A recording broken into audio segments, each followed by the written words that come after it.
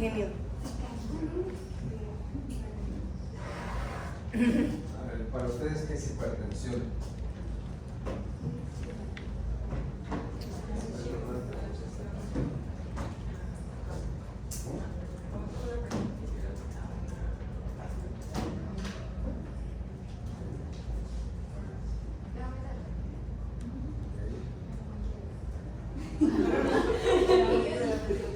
¿Y a qué se debe ese aumento de la presión arterial? Activación del sistema renal. Ok. ¿Qué más? Ok.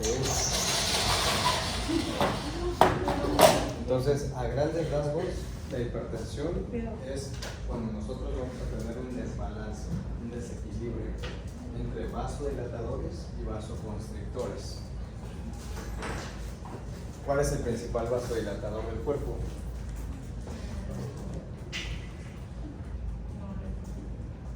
El principal vasodilatador del cuerpo.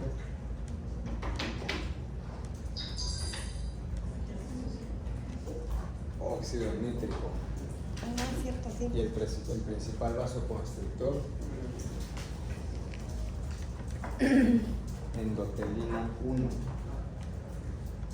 Entonces va a haber un desbalance entre el óxido nítrico y los vasoconstrictores, porque son muchos, pero el principal es la endotelina 1. Si mi papá o mi mamá es hipertenso, yo a fuerza voy a ser hipertenso. ¿Qué porcentaje tendría yo de ser hipertenso?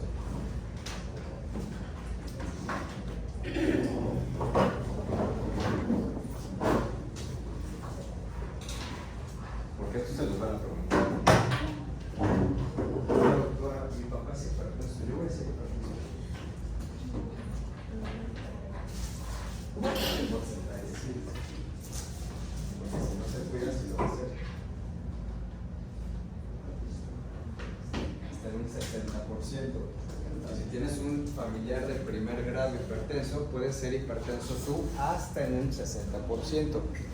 Puedes nunca hacerlo, pero si eres sedentario, consumes exceso de calorías, tienes un factor de riesgo cardiovascular, que tomes alcohol, que tengas tabaquismo, etcétera, etcétera, pues eso va incrementando tu porcentaje de posibilidades de ser hipertenso.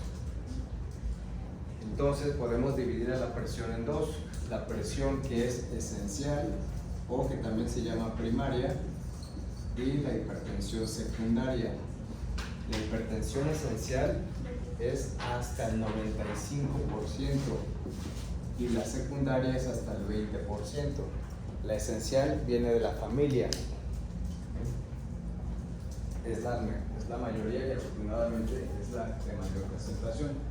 Y la secundaria es por algo más, es secundaria A. La forma secundaria se puede dividir en 6 grupos: la causa renal, la causa endocrina, la causa exógena,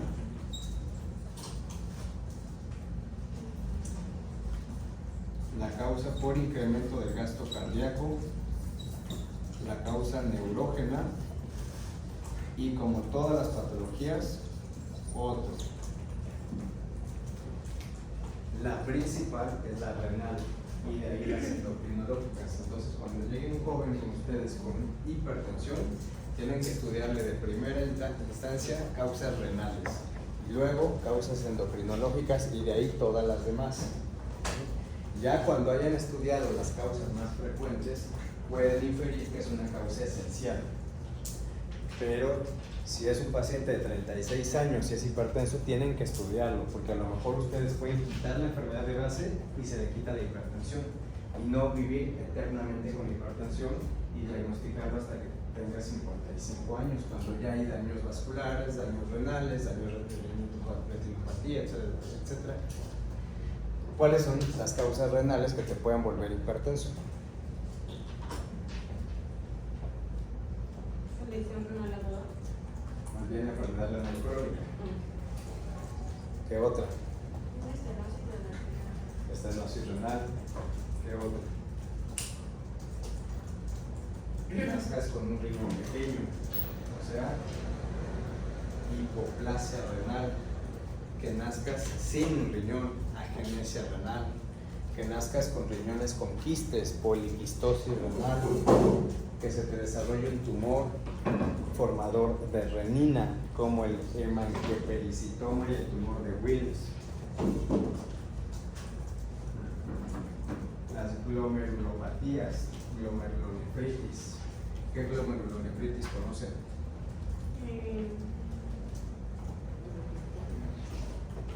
Focal y segmentaria. Focal segmentaria,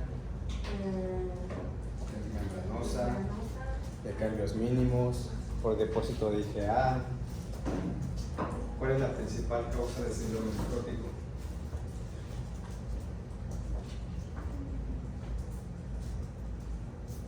La diabetes.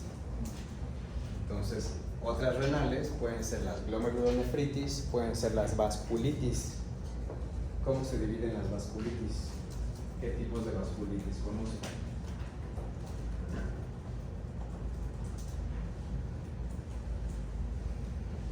Grandes vasos, medianos vasos, pequeños vasos, granulomatosis de Wegener, Church-Strauss, Henoch-Schönlein, por IgA, etcétera, etcétera.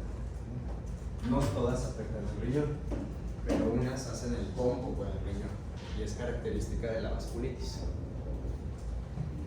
Causas endocrinológicas: Cushing, hiperaldosteronismo primario, que se llama síndrome de Cohn con doble N, feocromocitoma. ¿El mismo Crohn? No, Crohn es intestinal. Este es Cohn, C-O-N-N, que es hiperaldosteronismo primario. Entonces, Cushing, que es del cortisol, hiperaldosteronismo primario, que se llama Cohn, feocromocitoma, hipertiroidismo, acromegalia, hiperplasia suprarrenal congénita, que la van a ver en pediatría. Causas exógenas: el embarazo, que consumas antidepresivos tricíclicos, que consumas medicamentos simpático-miméticos, algunas drogas, estrógenos, independientemente de la posibilidad que desarrolles trombosis venosa profunda, el consumo crónico de esteroides, pacientes con lupus, artritis reumatoide que están con prednisona durante muchos años, también esteroides a nivel de la vía de la halterofilia, que pueden volver hipertenso.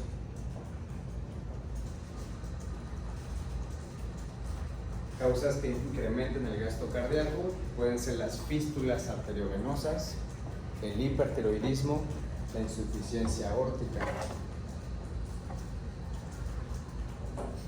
Causas neurógenas puede ser la psicógena, que es la famosa o el síndrome de bata blanca, la cirrosis respiratoria, tumores productores de renina a nivel central, EBC isquémico o hemorrágico, principalmente a nivel vértebro-basilar, la tríada de Cushing, que consiste en... ¿Cuál es la tríada de Cushing?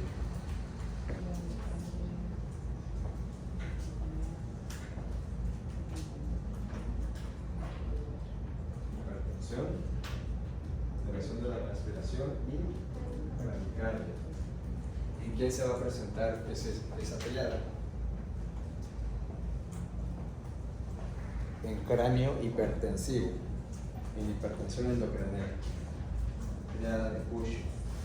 ¿Qué otra causa neurógena? Síndrome de Guillain-Barré, la porfiria aguda. ¿Cuál es la hepatitis que se vincula a la porfiria?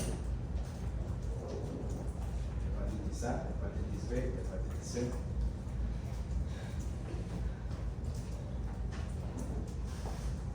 Es la misma hepatitis que se vincula a la crioglobulinemia.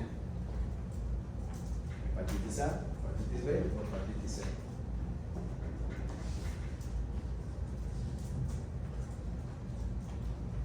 C. ¿No? Todo ese tipo de preguntas son las que vienen en su Ceneval. Otras puede ser la policitemia vera, pueden ser las quemaduras, pueden ser los excesos de volúmenes, es decir, el exceso de líquidos, la exposición crónica al plomo, el consumo crónico de alcohol.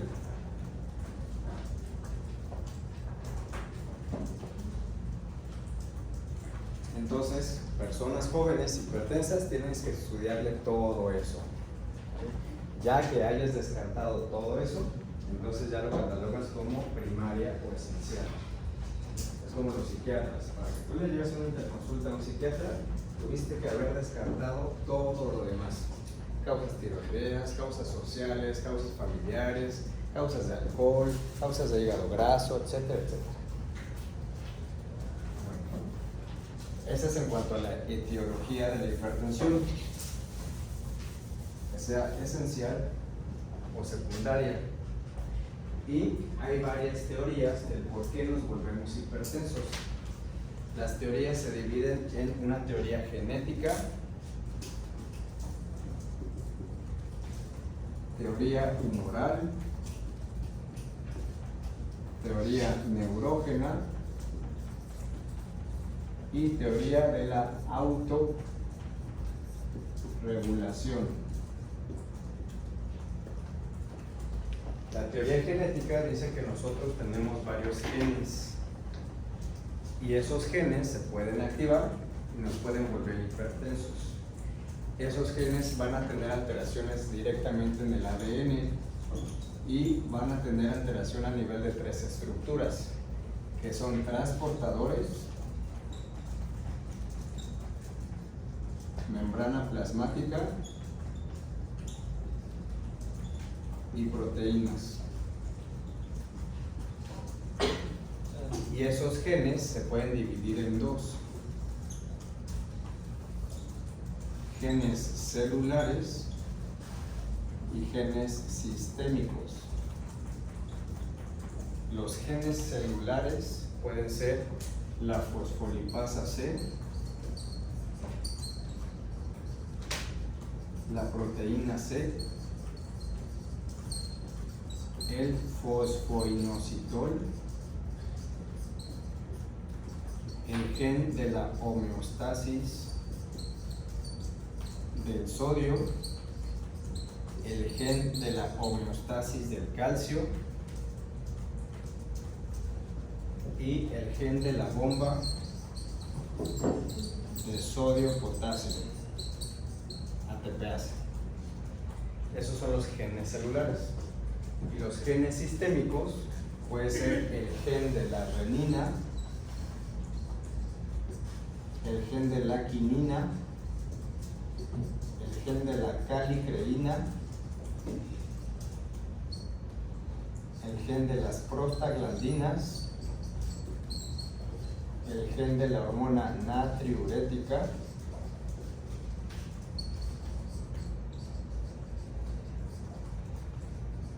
y el gen de los mineralocorticoides.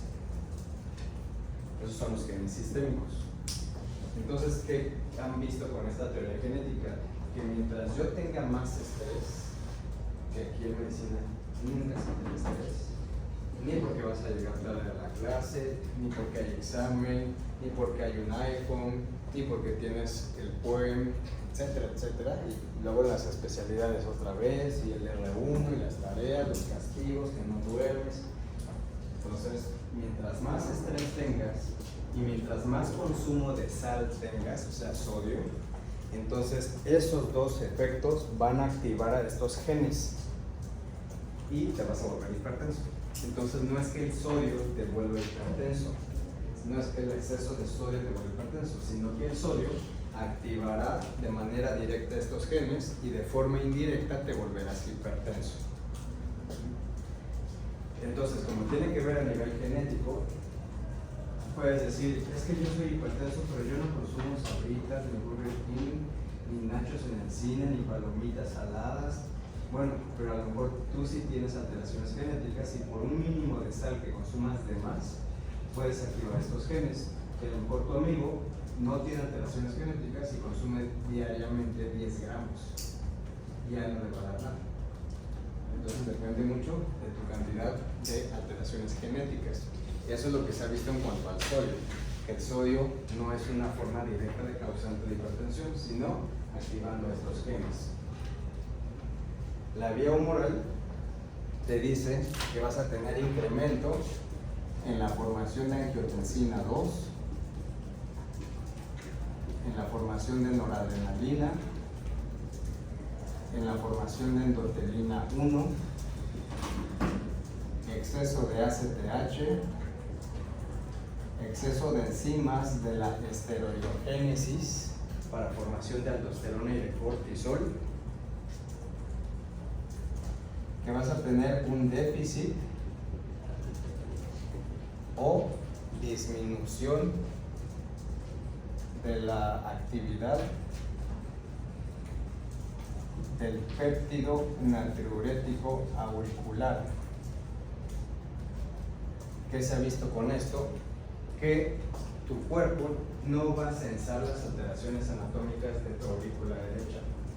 Entonces, recordando la primera clase de fisiología, vimos que la distensión de la aurícula derecha por exceso de volumen, exceso de precarga, va a generar que esa distensión de la aurícula genere péptido natriurético auricular. Se libera circulación, llega hasta el túbulo distal y es un inhibidor competitivo de la aldosterona. Eso es lo que hace el péptido natriurético. Pero se ha visto que en las personas que tienden a ser hipertensas no va a haber liberación del péptido, o su efecto va a ser mínimo, o esa alteración de la distensión de la aurícula derecha no la va a censar el cuerpo. No va a saber en qué momento se está distendiendo o si la aurícula está normal. Esas alteraciones anatómicas ya pierden su sensibilidad. Entonces no se va a liberar el péptido natriurético. Por lo tanto, la aldosterona va a tener todo el campo libre para tener efecto. Esa es otra de las teorías humorales. Y la otra, la última, es que vas a tener incremento en el sistema renina-angiotensina-aldosterona.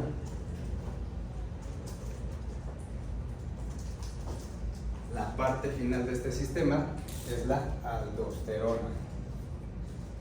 Y la aldosterona, ¿cómo actúa? ¿Dónde actúa?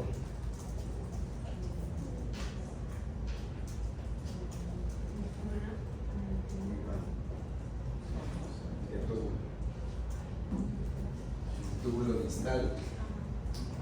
Entonces la aldosterona actúa en el túbulo distal y ¿qué reabsorbe y qué secreta? Reabsorbe sodio y junto con el sodio ¿qué se reabsorbe? Agua. Entonces el exceso de aldosterona va a generar exceso de volumen más precarga, y el exceso de volumen se va a representar por exceso de formación de quininas y exceso de formación de calicreínas, que ahorita vamos a ver qué es eso. Entonces, más aldosterona, más volumen a expensas de sodio y agua, y el exceso de volumen me va a formar más calicreínas y más quininas. Y acá vimos que el sodio más agua va a activar a estos dos genes, pero también el exceso de sodio me puede activar a las quininas y a las calicreínas.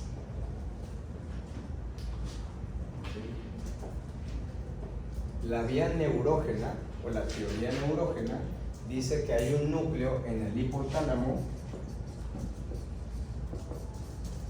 que se va a desregular y me va a generar que sea hipertenso. La más fácil, la más sencilla. Y la autorregulación, esa depende de mí. La autorregulación se lleva a cabo en dos fases. La primera fase es cuando yo empiezo a darle exceso de volumen y exceso de sal, exceso de sodio. Entonces empiezo a consumir mucho sodio y empiezo con exceso de volumen. Entonces ya tengo 18 años, ya puedo hacer con mi vida lo que yo quiera, ya mis papás no están encima de mí, entonces empiezo a salir de fiesta, y empiezo a tomar micheladas, y empiezo a ir al cine o al antro con mis amigos, sales y te echas tu torta, la ranchera o unos nachos en el cine junto con unas palomitas, unos hot dogs, un litro de refresco, y eso se hace de manera crónica. Entonces, ese exceso de volumen y de sodio van a ocasionar un incremento en el gasto cardíaco. El gasto cardíaco ya vimos que se define como la relación de la presión arterial entre las resistencias periféricas. Por lo tanto, incremento de gasto cardíaco va a verse reflejado como incremento de la TA. Y ese incremento de la TA, cuando empiezas con esa autorregulación, tus vasoreceptores son los que van a modular esa interacción entre vasodilatadores y vasoconstrictores para que tu TA no suba. Esa es la primera fase. Y pues si otra vez me regañan mis papás y me castigan, o ya a lo mejor tienes novio y a tu novio no le gusta la fiesta, pues vas a disminuir la ingesta de sodio y la ingesta de volumen. Pero viene la segunda fase. La segunda fase, sigues con exceso de sodio y exceso de volumen. Esto ya es por medio de años, meses o años. Entonces, ya para cuando llegues a casi séptimo de la carrera de medicina, ¿cuántos años han pasado? 3. Entonces, es un tiempo suficiente para que tu autorregulación se pierda. Entonces, pues sigues yendo a fiestas, porque las fiestas de medicina y las de derecho son de las mejores fiestas. Y ahora yo creo que se ponen mejores, porque ya hay muchas más cosas en las fiestas. Entonces, empiezas con exceso de sodio, exceso de volumen, sigues con incremento del gasto cardíaco, sigues con incremento de la TA, pero ya en este momento que han pasado varios meses o años, los vasoreceptores ya no son sensables. Entonces entra aquí el riñón. Y el riñón, para liberarse de esa presión de exceso de sodio y de volumen, tiene que hacer diuresis por presión.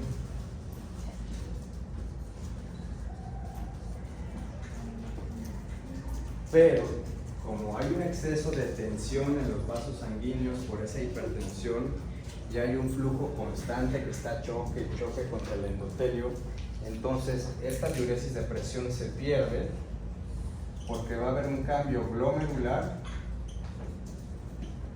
y va a haber un cambio en el túbulo proximal.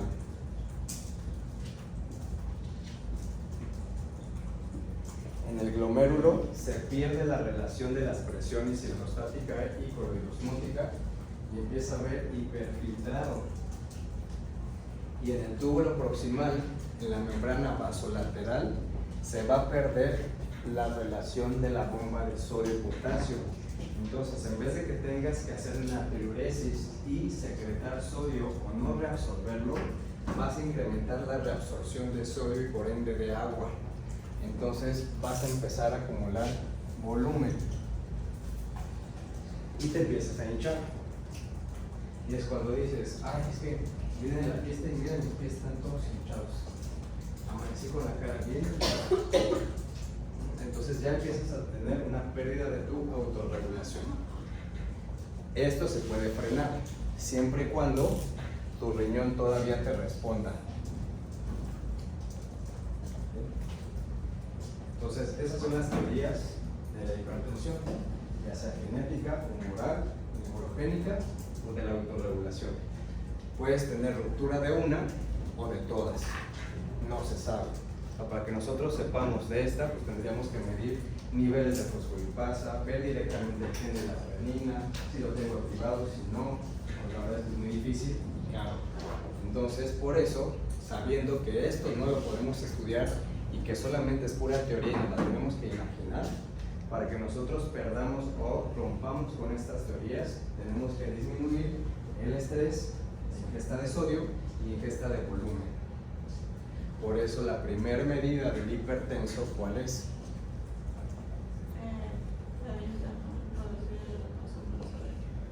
La dieta y el ejercicio. El ejercicio te disminuye el estrés y la dieta te va a restringir el volumen y el sodio antes de dar cualquier medicamento.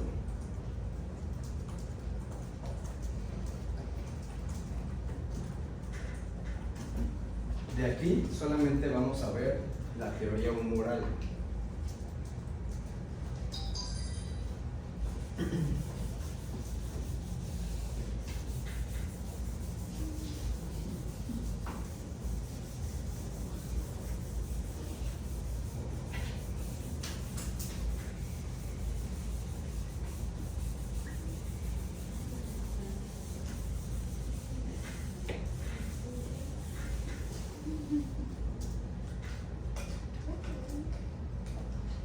Entonces, de la teoría humoral solamente vamos a ver tres partes importantes, que son las más importantes, que es la endotelina, la angiotensina y el sistema de las Ks.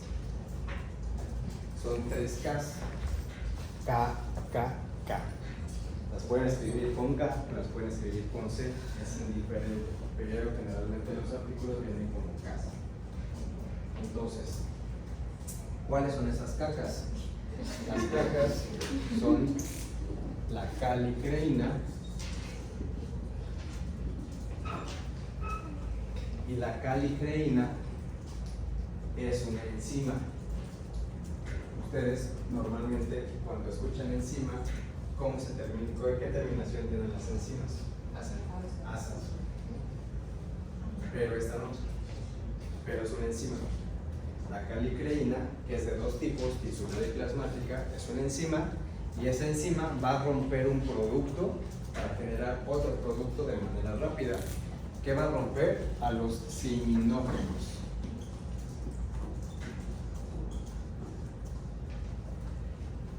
Y los rompe, los fractura y se van a fracturar en tres: ciminógeno de alto peso molecular, de bajo peso molecular y a las quininas. ¿En dónde han oído al ciminógeno de alto peso molecular? ¿En qué parte de estos 6 semestres han escuchado al ciminógeno de alto peso molecular? Ya no me acuerdo. Ya no me acuerdo.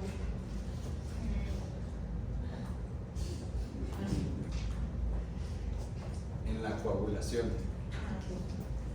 Y dentro de la coagulación hay otro que se llama precalicreína. Entonces, el ciminógeno de alto peso molecular y la precalicreína, algunos autores los consideran como proteínas adjuntas a la coagulación y otros autores dicen no, esos no están como adjuntos, sino sí existen, pero como otros nombres de factores de coagulación, que son el 14 y el 15. Entonces, ¿cuáles son los otros factores? ¿Cómo se llaman? ¿Cuál es el factor 5?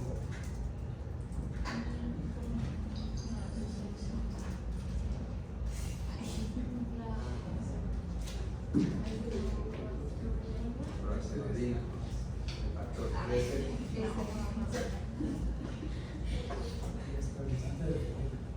Estabilizador de la fibrina. Entonces, pregunta muy básica y pregunta que siempre se las van a hacer en los pases de visita. Doctor, ¿cuántos pares craneales tenemos? 12. ¿Y cuáles son?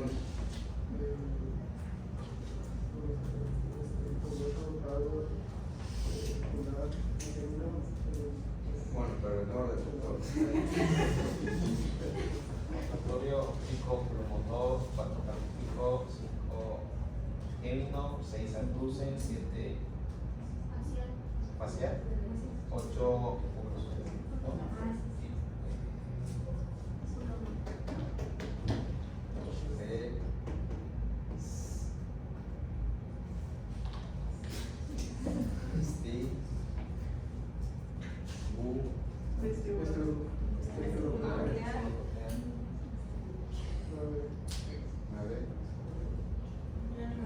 El 10 es el vago.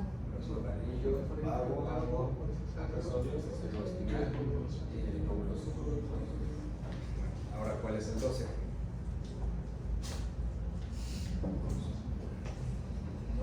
Esa pregunta generalmente siempre se las hace y así les van a decir, dímelos del 1 al 12 y del 12 al 1. Así como se tienen que saber los pares, así se tienen que saber los factores de coagulación. ¿Tienen alguna relevancia importante y clínica? Que se sepan todos los factores así tal cual, no, pero sí para que no vayan a sufrir en el internado. Entonces, hay 13 factores y algunos autores dicen que son 15 y otros dicen que no, que esos 15, 2 de ellos pertenecen a esta vía, a este sistema, la precalicreína y el sistema del ciminógeno de alto peso molecular. En la precalicreína sería el 14, que también se le llama Fletcher, y el ciminógeno de alto peso molecular sería el 15, que también se le llama Fitzgerald. Entonces, los ciminógenos van a ser fracturados por las calicreínas, que son sus enzimas, y van a dar lugar a 3 productos. De ahí el que más me interesa en este caso es la quinina. Dentro de las quininas está la bradicinina, que ya la han oído. La bradicinina es un potente vasodilatador cardíaco, bueno, sistémico, pero también cardíaco, más cardíaco, igual que la adenosina. Aquí estamos formando quininas, pero no podemos tener exceso de quininas, sino también las tenemos que destruir. Tiene que haber un balance. Entonces va a haber destrucción de quininas. ¿Cómo creen que se llaman las enzimas que rompen a las quininas? Quininasas. Y de las quininasas hay 2 tipos, la quininasa tipo 1 y la quininasa tipo 2. La quininasa tipo 1 se le llama neprilicina y a la tipo 2 se le llama ECA. ¿Qué es ECA?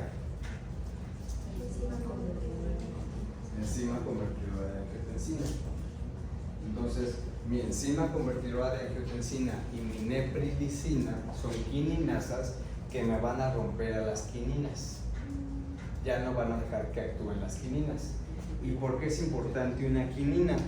Una quinina tiene 5 funciones o tareas. Una es que por medio del GMP cíclico me va a producir óxido nítrico. Otra es que por medio del AMP cíclico me va a producir eicosanoides. ¿Cuáles son los eicosanoides? Tromboxanos, prostaglandinas, leucotrienos, etc. Pero aquí principalmente va a formar vasodilatadores. Me va a regular la glucosa por medio de activación de los GLUT1 al GLUT4. Me va a formar el factor activador del plasminógeno para que se active la plasmina y me rompa a los coágulos que se están formando. Y va a formar este producto SDKP. Es el N-acetil seril aspartil lisil prolina. N-acetil seril aspartil lisil prolina. ¿Y eso para qué me sirve? Bueno, ese N-acetil seril aspartil lisil prolina es antiinflamatorio y además va a ser un importante antifibrogénico. Entonces no me va a causar remodelamiento ni vascular ni cardíaco, va a disminuir la fibrosis. Entonces las quininas son importantes porque hacen vasodilatación por medio de óxido nítrico, vasodilatación por medio de prostaglandinas, disminuye mi resistencia a la insulina o aumenta la sensibilidad a la insulina, como lo quieran ver, disminuye los coágulos donde no deben formarse y aparte va a ser un antiinflamatorio y antifibrogénico. Eso es una quinina, por eso es importante que yo tenga quininas. Entonces, si yo tengo exceso de enzima convertidora de angiotensina y neprilicina, me van a romper a las quininas y todo esto se va a bloquear. Entonces, pues yo tengo medicamentos para romper a las quininasas. ¿Cómo se llamará el medicamento que me bloqueará a la ECA?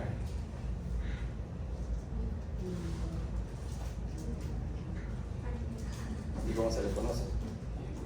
Los YECA. Entonces tengo a los YECA: captopril, lisinopril, enalapril, etcétera, etcétera, todos los ILES. Y para la neprilicina tengo un medicamento que se llama sacubitrilo. El sacubitrilo, cuando se da con un ARA2, como valsartán, eso se llama efecto ARNI, como árnica, ARNI. Lo vamos a volver a ver en insuficiencia cardíaca. Sacubitrilo. ¿Cuál es la importancia de la neprilicina? Que la neprilicina me va a bloquear y me va a destruir al BNP, al péptido natriurético cerebral. Entonces, si yo bloqueo a la neprilicina, voy a tener exceso de péptido natriurético cerebral, voy a tener exceso de quininas y exceso de toda esta función favorecedora o protectora. Entonces, si yo quiero tener muchas quininas, puedo bloquear a las quininasas por medio de dos vías, ya sea la YECA o el sacubitrilo. Y voy a tener muchas quininas. ¿Qué más se ha visto de este sistema de quininas? Que en mi túbulo distal de la nefrona yo voy a tener exceso de formación de calicreínas y de siminógenos. Entonces ya vimos que las calicreínas rompen a los siminógenos y los siminógenos me forman a quininas. Y estas quininas van a pasar por toda la nefrona, desde el túbulo distal hasta el túbulo colector medular. Y ahí se lleva a cabo un sistema importante para mantener la osmolaridad medular. ¿Cómo se llama ese sistema? Que me mantiene mi osmolaridad medular hasta de 1200 miliosmoles.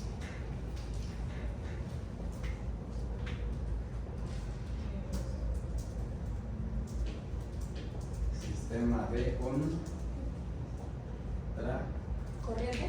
contracorriente. Entonces, ¿en qué se basa el sistema de contracorriente? Que mis osmoles y mi líquido, incluyendo la urea, va a pasar de forma pasiva por mi túbulo colector medular, va a pasar por el intersticio medular hacia el asa de Henle para reabsorber líquido, reabsorber osmoles y no se pierda mi médula con su osmolaridad y se mantenga en 1200. Entonces, ¿qué es lo que se dice o se piensa de las quininas a nivel renal? Que las quininas se forman en el túbulo distal porque ahí hay muchas calicreínas y siminógenos, se forman en la luz, viajan hacia el túbulo colector medular, se reabsorban en el túbulo colector y pasan hasta el túbulo proximal. Y en el túbulo proximal, esas quininas van a producir exceso de prostaglandina E2. Y la prostaglandina E2 es vasodilatadora. Entonces van a incrementar el flujo de mi glomérulo. El flujo proporciona más filtrado glomerular y con ese filtrado va a haber exceso de sodio. Entonces lo que ocasiona las quininas es que haya natriuresis. Y el efecto final de las quininas a nivel renal es natriuresis. Entonces, si yo rompo a las quininas por exceso de ECA o neprilicina, pues también voy a tener déficit de natriuresis. Este es el sistema de las CACAS. Son tres: calicreína, siminógeno y quininas.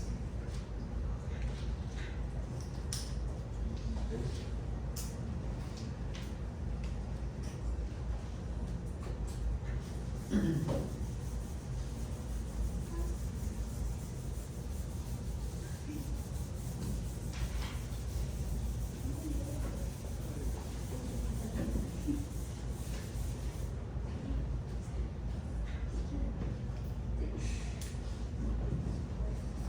ahora vamos a hablar de la endotelina 1. La endotelina 1 no se forma como endotelina 1. Primero se tiene que formar como una pre-pro-hormona. Entonces se forma como una pre-pro-endotelina.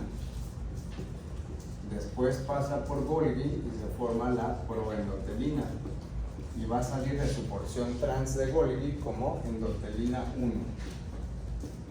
La endotelina 1 tiene 3 tipos de receptores: ET1, ET2 y ET3. El más importante es el ET1, y del ET1 va a haber subtipo A y subtipo B.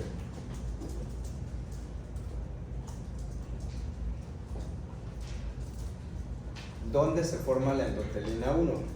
Se va a formar, como su nombre lo dice, pues en la célula endotelial. También en la célula epitelial, en la célula del músculo liso vascular y en el macrófago. Principalmente en la célula endotelial, de ahí deriva su nombre de endotelina 1. Esta célula endotelial va a tener 2 tipos de feedback: un feedback positivo y un feedback negativo. Entonces va a haber estimulante negativo y estimulante positivo. ¿Quién va a disminuir que la célula endotelial siga produciendo endotelina? El cizallamiento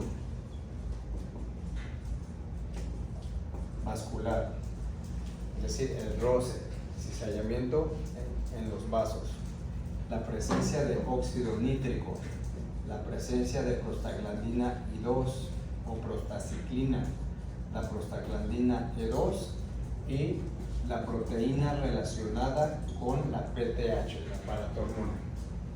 Esas son causantes de feedback negativo para endotelina 1 por la célula endotelial. Y de lo que acabamos de ver, ¿quién me produce óxido nítrico?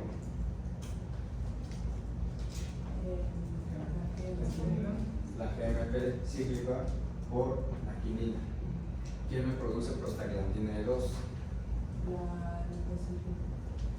La quinina por medio del túbulo proximal. Entonces, si yo no tengo quininas, pues no voy a tener ni óxido nítrico ni prostaglandina E2.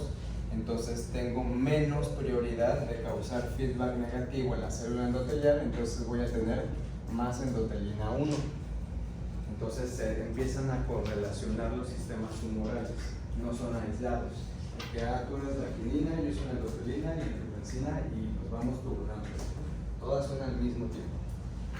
¿Y cuáles son los positivos o quiénes van a estar siempre estimulando a la célula endotelial para que produzca endotelina? La presión sobre el vaso sanguíneo,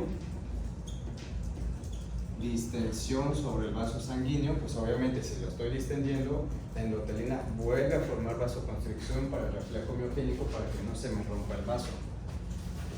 El pH ácido, la hipoxemia, la insulina, la adrenalina, la trombina, el factor estimulante transformante beta, el factor de crecimiento derivado de las plaquetas. Esos son estimulantes positivos hacia la célula endotelial para más endotelina. Y finalmente, pues, ¿cuál es la importancia de que yo tenga tanta endotelina circulante? Pues las funciones finales de la endotelina. La endotelina 1 se va a encargar del tono vascular. Más tono vascular, más vasoconstricción. Se encarga de la regulación del sodio y del agua. se encarga de la proliferación celular. Es un potente mitogénico, por lo tanto me va a ocasionar hipertrofia e hiperplasia. Me ocasiona remodelamiento vascular.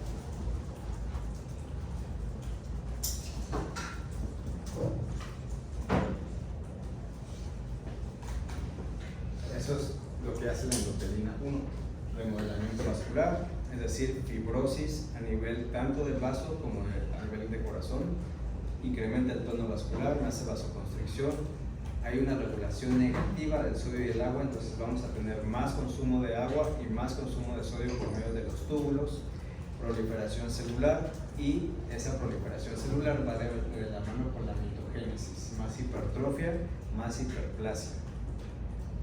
Y esto es un círculo vicioso, más endotelina 1, más de todos esos efectos, más tono vascular, más vasoconstricción, entonces menos óxido nítrico, más hipoxia, más la endotelia que produzca endotelina 1 y así sucesivamente. Esa es la endotelina 1, está muy sencilla. Y la otra es la angiotensina 2.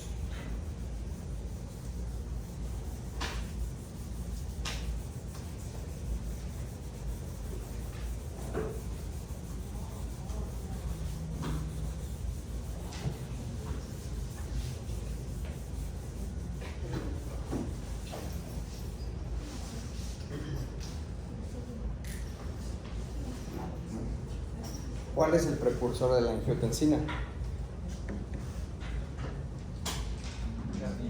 La renina. ¿Y dónde se produce la renina? En el riñón. ¿En qué parte?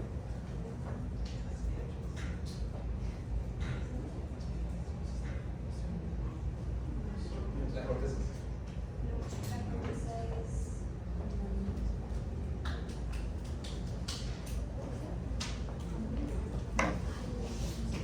Donde se forma la renina.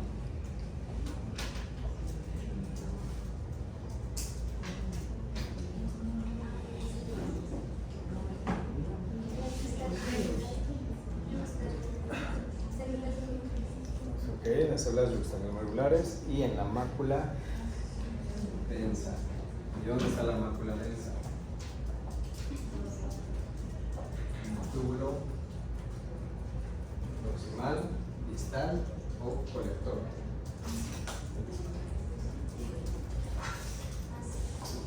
Distal. ¿Y quién alimenta la mácula densa? ¿De qué se alimenta? ¿Qué come? ¿Qué le tiene que llegar para que la mácula densa esté tranquila e inhibida?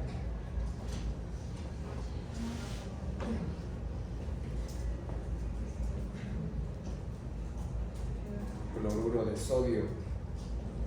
Entonces, si yo tengo una disminución en el filtrado glomerular, lo poquito que se filtre, tanto de líquido como de solutos, el túbulo proximal luego lo van a absorber. Entonces ya a la mácula densa ya no le va a llegar nada. Entonces la mácula densa, como ya no tiene que comer, pues va a empezar a producir renina. Y esa renina sale a circulación. Y en la circulación, la renina, ¿a quién se va a encontrar? ¿Con quién va a interactuar?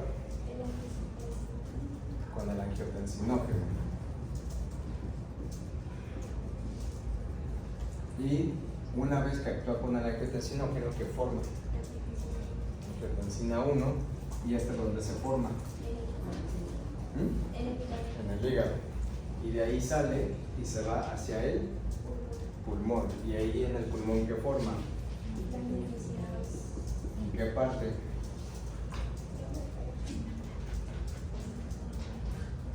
¿Dónde se forma la angiotensina 2?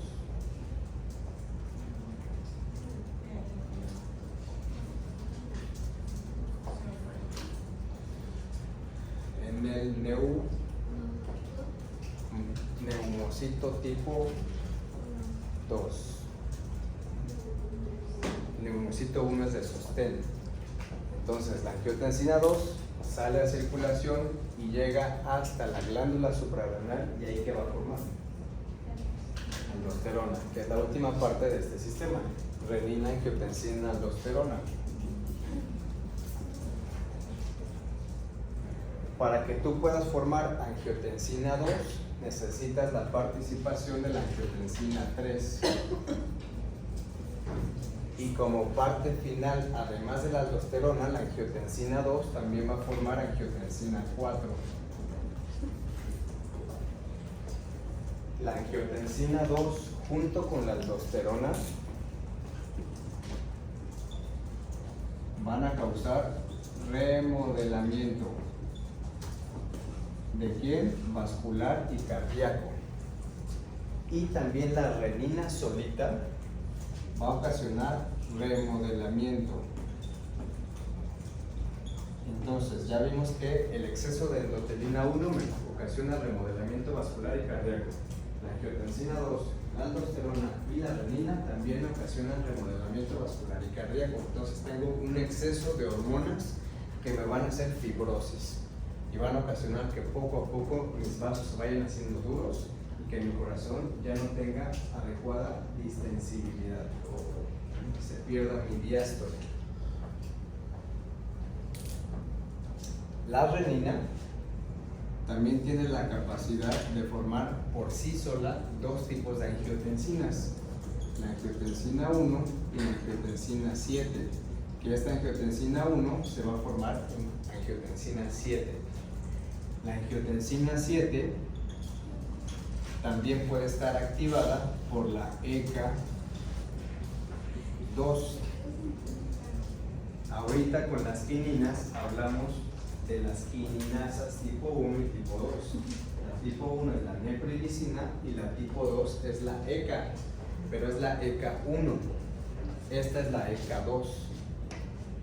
Entonces la ECA 1 es una quininasa tipo 2 y esta es la ECA 2, enzima convertidora de angiotensina tipo 2.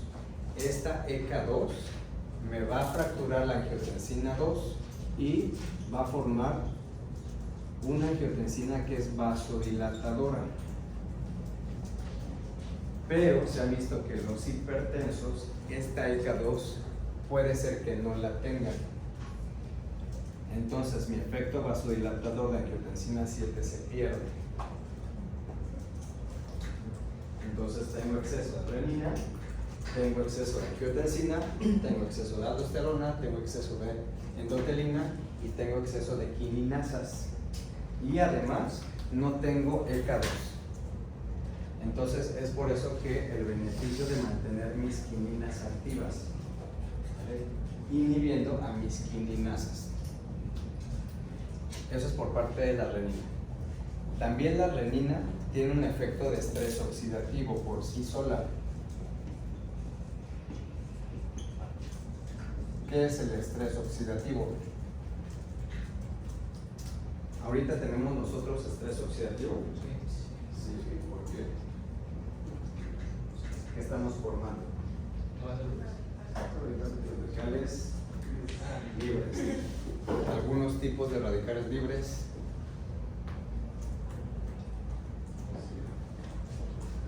Peróxido de hidrógeno, superóxido. Tenemos formas antioxidantes fisiológicas o necesitamos consumir antioxidantes a fuerza.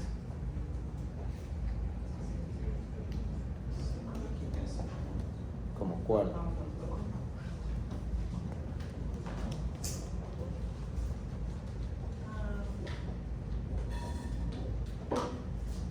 Tenemos a los peroxisomas, tenemos a los lisosomas, tenemos a la glutamato deshidrogenasa, tenemos nuestras propias formas antioxidantes.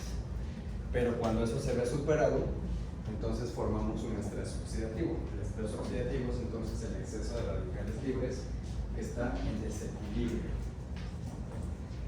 Entonces la propia renina puede formar un estrés oxidativo de manera constante. Y ese estrés oxidativo se va a ver reflejado a dos niveles. Uno a nivel estructural y uno a nivel funcional. El nivel funcional se va a ver en el endotelio, va a alterar el endotelio. Y a nivel estructural se va a activar el remodelamiento vascular y cardíaco. Entonces, la constante formación de estrés oxidativo por parte de la renina, cambiando mi endotelio y remodelando mis vasos y mi corazón, van a hacer un efecto de manera crónica de mi relación luz media, luz capa media. Va a aumentar mi capa media por exceso de remodelamiento y porque mi endotelio empieza a sufrir cambios. Entonces mi capa media se va a hacer grande y de pasar de tener una luz enorme, normal, voy a tener una pequeña luz. Y eso se ve reflejado con resistencia periférica incrementada. Y si mi resistencia periférica está incrementada, cuando yo le ponga el baumanómetro, lo voy a medir como hipertensión. Yo no voy a medir esto. Yo no mido los niveles de angiotensina, ni de endotelina, ni veo los remodelamientos de fibrosis, ni veo el exceso de nitronectina, la alanina de mi matriz extracelular. Lo que yo voy a ver es que mi luz está cerrada y eso me ocasiona resistencia vascular incrementada periférica y se ve reflejada con mi baumanómetro con una TA de 150-100. Por parte de la endotelina 1, también se me olvidó poner que tiene un exceso de formación de la matriz extracelular. Más endotelina 1, más matriz extracelular.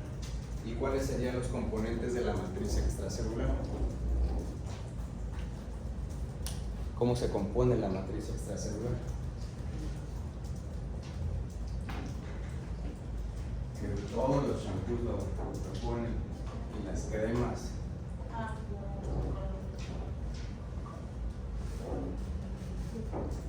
Colágena, elastina, proteoglicanos, laminina. Entonces el exceso de matriz va a hacer que mi vaso se vuelva rígido, ya no se va a distender tanto, porque tengo una capa arriba que está ejerciendo presión sobre mi endotelio y sobre mi capa media. Entonces, más matriz extracelular, más rigidez, más endotelina, más matriz extracelular, más rigidez, y así es un ciclo vicioso.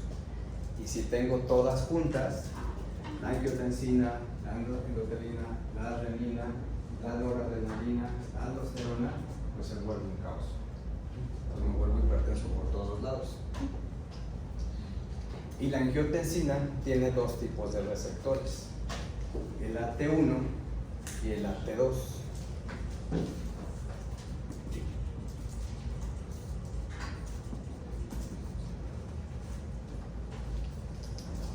Y hasta ahí lo vamos a dejar.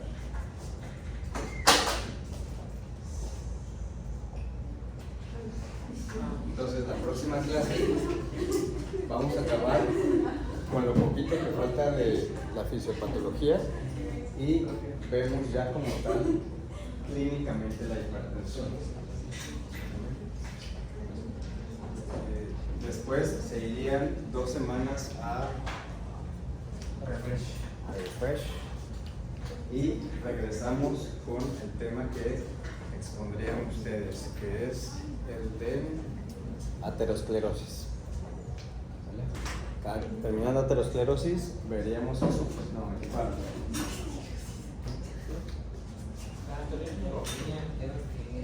Hay alteración en el hipotálamo. A nivel de un núcleo subfornicial. De un núcleo subfornicial. Y ese núcleo, cuando se altera, puede empezar a ver desequilibrios en la regulación del agua y del sodio, que va a devolver el Otra pregunta.